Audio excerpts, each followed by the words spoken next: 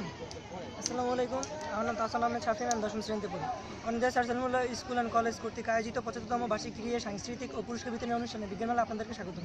আমাদের প্রজেক্টটির নাম হচ্ছে ডিজিটাল টোল প্লাজা।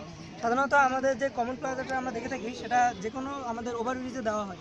এখানে যখন গাড়ি চলাচল করে তখন যদি ওভারলোড গাড়ির টোলিং সিস্টেমে এসে টোল দিতে হয়।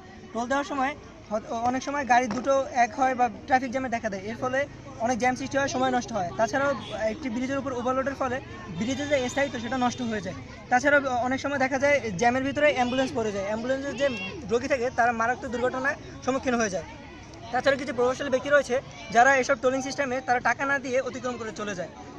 তারপরও যেখানে টোলিং সিস্টেমের টাকাটা নেওয়া হয় সেখানে কিছু অসাধু কর্মচারীরা তারা নিজেদের স্বার্থে টাকা নিজেদের পকেটে করে নেয়। এটা আমাদের ইকোনমিক সিস্টেমে অনেক ধরনের প্রভাব ফেলে।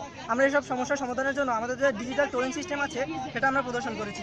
এখানে আমাদের কোনো টোলিংয়ের জন্য কোনো আমাদের সিস্টেম থাকবে না, এখানে আমরা অটো সিস্টেম আমরা করে নেব।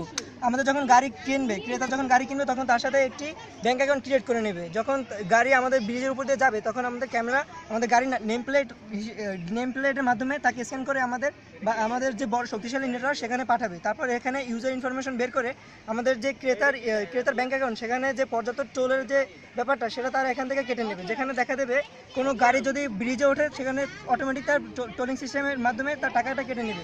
এক্ষেত্রে আর কোনো জ্যামের সমস্যা দেখা দেবে না, ওভারলোড হবে না, কোনো মারাত্মক দুর্ঘটনার সম্মুখীন এখানে হতে হবে না। তাছাড়াও অসাধু ব্যবসায়ীদের যে তাদের অতিরিক্ত ইনকাম সেটা আর এখানে হবে না। অসাধু ব্যবসায়ীরা তাদের সকল যে আমাদের যে ক্ষতি হতো তা ঠিক হয়ে যাবে।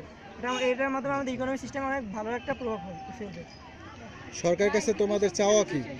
আমাদের চাওয়া আমাদের এই সিস্টেমটি খুব শীঘ্রই আমাদের পরিকল্পনা অনুযায়ী বাস্তবায়ন করা। বর্তমান যে বাংলাদেশের টোল প্লাজা আছে তাতে কি ক্ষতি হয়? বর্তমান যে টোলিং সিস্টেম আছে তার মাধ্যমে এই যে অতিরিক্ত লোড পড়ে ব্রিজের উপর, আমাদের ব্রিজে যে 100 বছরের একটা স্থায়িত্ব থাকে সেটা নষ্ট হয়ে যায়। তাছাড়াও অতিরিক্ত জ্যামের ফলে সময় নষ্ট হয়। আবার অনেক সময় দেখা যায় যে বিভিন্ন অ্যাম্বুলেন্স যায় অথবা বড় কোনো প্রভাবশালী লোক যখন যাওয়া ধরে তখন এখানে টোলিংয়ের মাধ্যমে তাদের জ্যামে দেখা দেয়। এক্ষেত্রে তাদের বিভিন্ন সমস্যার সম্মুখীন হতে হয়। এই সকল সমস্যার সমাধানের জন্য আমাদের এই ব্রিজটি নির্মাণ করা হয়েছে। আমাদের যে টোল প্লাজাগুলো আছে সেখানে তো টোল নেওয়া হয়, সরকারের খাতে সম্পূর্ণ টোল কি যায়? জি না, এই আমাদের যে আমরা বলেছি আগেই যে টোলিং সিস্টেমের কিছু অসাধু কর্মচারীরা তাদের যে টোলিং সিস্টেমের যে টাকাটা আমাদের যে ড্রাইভাররা যে টাকাটা দেয় তারা সকল টাকা আমাদের যে ইকোনমি সিস্টেম এখানে না দিয়ে তারা নিজের পকেটে কিছুটা রেখে দেয়। এতে আমাদের ইকোনমি সিস্টেমে অনেক বড় ধরনের একটা ক্ষতি হয়।